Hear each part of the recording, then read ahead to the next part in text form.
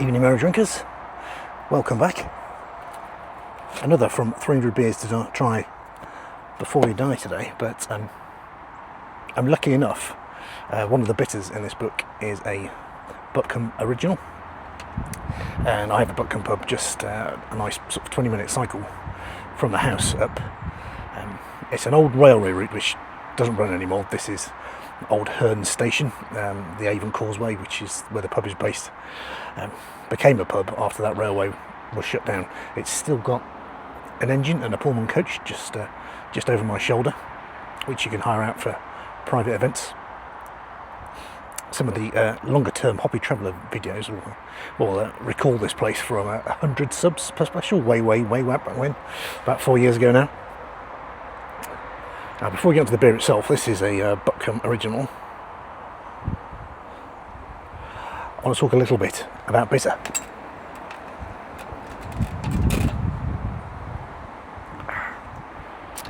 We've done a couple of bitter videos, but the history of the beer is a little bit more convoluted. It grew out of necessity rather than, necessity is the mother of invention.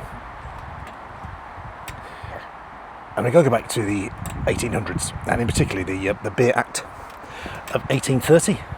Now, that at the time, someone came up with the genius idea that anyone in all of the UK could apply for a licensed premises for the price of 2 guineas, which is about £2.40.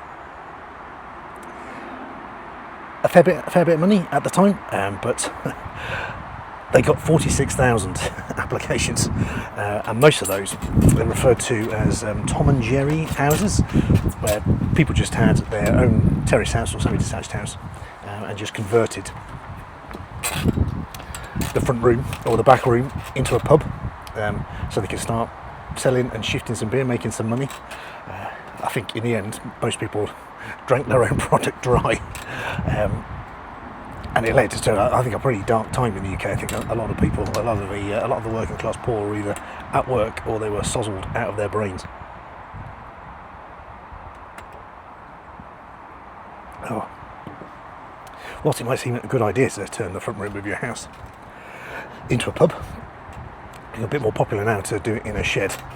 It did mean that the beers at the time, which were done in large breweries and were particularly stored in vats to mature and at cool temperatures to really develop some quality, we're now just in generally quite warm spaces, and the beer was going bad very quickly.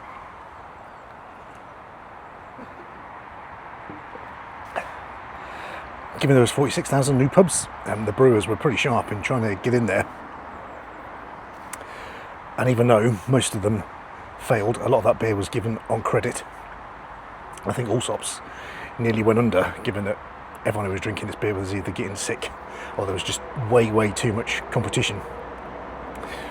Once those Tom and Jerry's were folding, the brewers arranged to try and tie down as many of those houses as they could, and the dreaded Tide pub came into existence in Britain, in that if you serve just our beer,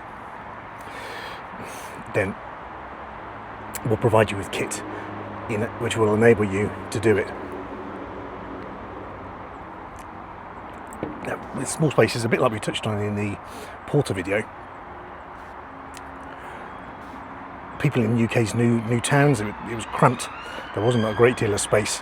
We'd moved away from these great big country breweries where they had loads and loads of cold storage and would deliver it into London. Porter became developed out of a new type of malt, and bitter was the same. They developed a technique called running beers, which is equivalent to today's sort of like cask conditioned beer. And those running beers, they just enjoyed a brief secondary fermentation in the cask, and therefore lacked the smoothness and the maturity that you would get from a vatted beer, something that had been matured over a long time. And they developed a new type of malt called Crystal. Now, this was a stewed malt. They made it in a very similar process as you would toffee, and it gets exactly those sort of flavours that come from it too. It can't be fermented by the brewer's yeast, so even though it's called a bitter, a really good bitter is sweet and fruity on the front end. So a lot of that flavour was left, was the result of these residual sugars being left in the beer, while the brewer's yeast actually got to work on sort of the Marisotto and the other malted barley in the background.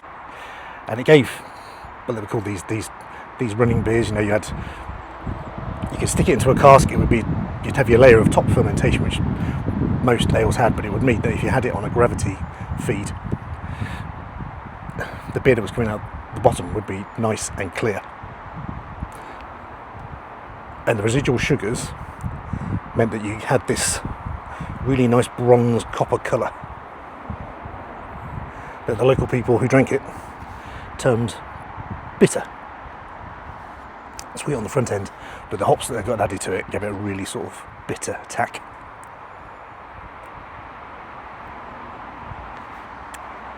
I feel like it's something that UK does best. Very rare when I go on my travels that you see a bitter that is anywhere near the quality and the flavour, the clarity and the taste that you get from a UK one.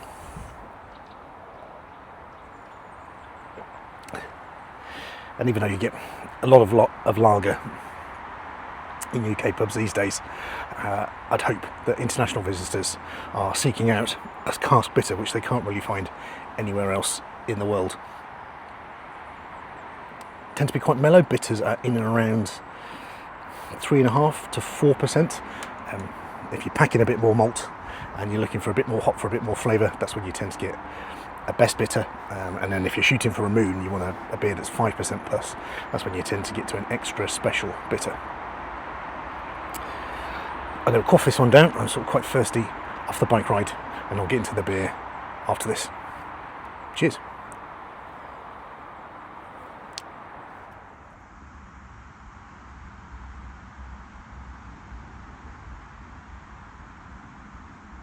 To the pint. Butcombe Original. It's probably Butcombe Bitter, but it's referred to as their original. Because given they set up in 1978, Simon Whitmore got laid off by Courage and stuck his redundancy money into setting up his own place. Butcombe is a very, very small village down Bristol Way in Somerset. I think most of the brewing for Butcombe is now much closer to Bristol, become much larger. But in 1978, when he set up, he just did one beer, so this is his original, and it was that way for about 20 years. They still don't do too many. They're adding on a fair few. It's a lovely copper colour from my side. I've got the sun coming through. It looks quite dark on your screen, but yeah, lovely copper amber. Smells really nice. It's like a classic bitter smell. You know you're going to get a good one where it's biscuity malt off the top. There's slight bits of fruit.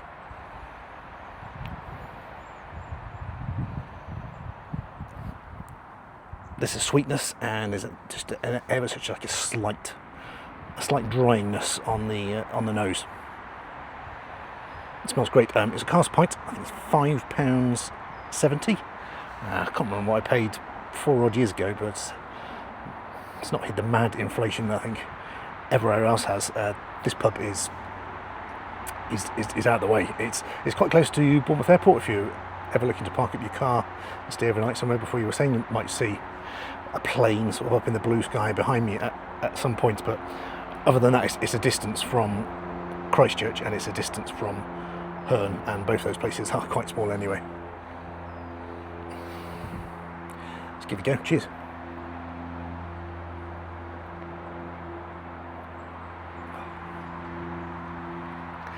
There's a lovely cask smoothness to that. There's a red berry toffee sweetness on the front of the tongue, and that edges back to what is actually quite a nice bitterness on the back. And both of those tastes, a bit similar to the broadside I had recently, are lingering around, just still getting the sweetness on the front of your tongue, still getting that slight bitterness on the back of your tongue long after you finished it. The sign, well, when it's a good beer, the sign of a quality pint.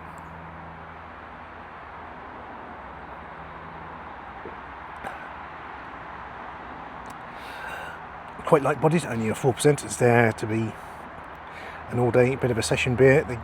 They have two on cask here. They do this and they do the gold. It's been that way for as long as I can remember, years and years and years. There's more and more sort of keg taps coming in, unfortunately.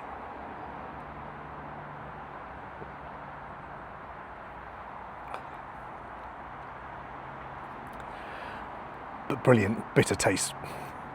Malt's delivering, I think it's got it's Maris Otter Pale Alt malt. Delivering a rich, lovely rich sweetness. There's that red berry that gets more and more prominent as you drink it, because that's what's delivering the bitterness. Is a real nice red berry bitterness, and it just has that classic English bitter finish where it doesn't hit you on the chops slightly, really drying, hedgerowy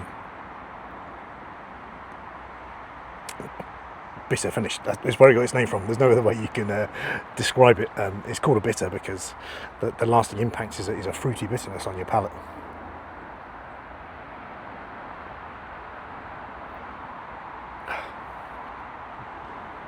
Top-notch bit of kit. Let's have a look to see what old Roger's got to say. I did try and look up online what hops might have gone into this, given I was buying a cask rather than a bottle. It's not disclosed on the bottle, and it's not disclosed online either.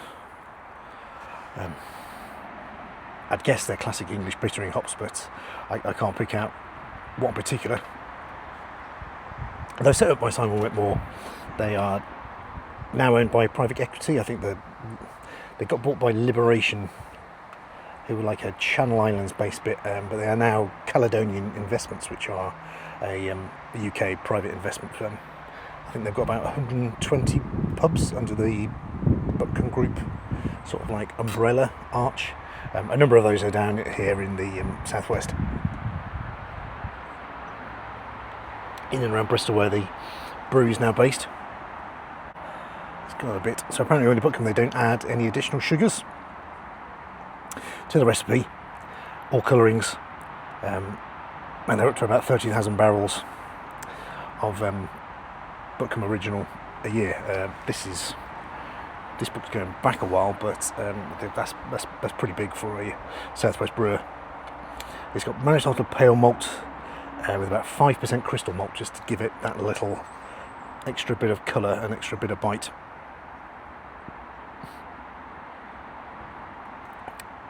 And, well, Roger reckons he's got the hops in here, so if, they've never been disclosed anywhere else, not even on Google. He reckons there's North Down, German Northern Brewer, and Yeoman, which gives about 31 to 35 units of bitterness.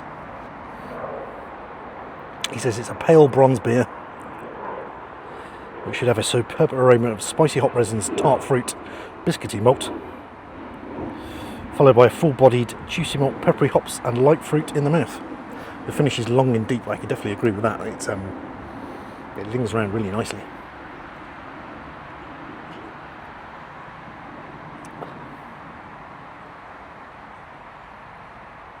I don't think I'm getting too much peppery hops. It is nice and drying. There's like a slight spice, but I'd say it's more of a dark, red berry type finish than it is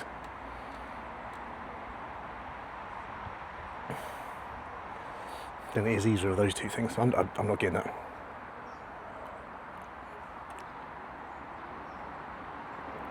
But yeah, tart fruit bit. I can agree with him. Scores on the doors. I think I've had this a few times before. It's in good order today. There's a smattering of people to the front, and they're all drinking this beer. So it might be a fresh cask, and it's been pulled along quite nicely.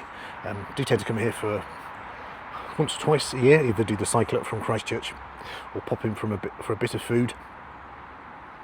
I suppose you're just lucky as to whether a few pints of this have been pulled off or not. Definitely has been today, and this is tasting pretty good. It smells good. I do like the body. It's got, for a 4% beer, it's delivering a lot of flavour. So, scores completely personal. It's miles better than Woodford's Wherry, I think. I reckon I'm going to go in around about 3.2. tends to be about 3.2 if this is a really, really good pint, 3 point if it's fairly bang average, and then just a bit under. But this is in very, very good order today. It's a classic example of what a British bitter should taste like. If you're ever fortunate to be in the southwest and you see a Butcombe pub, give this a try. You won't be disappointed. Whether you could sink 4, 5, 6 pints of an evening, probably. There's enough flavour there to keep you interested. There's enough selection on the bar to chiv across to another cuppers. But to the Butcombe and to the Avon Causeway, cheers.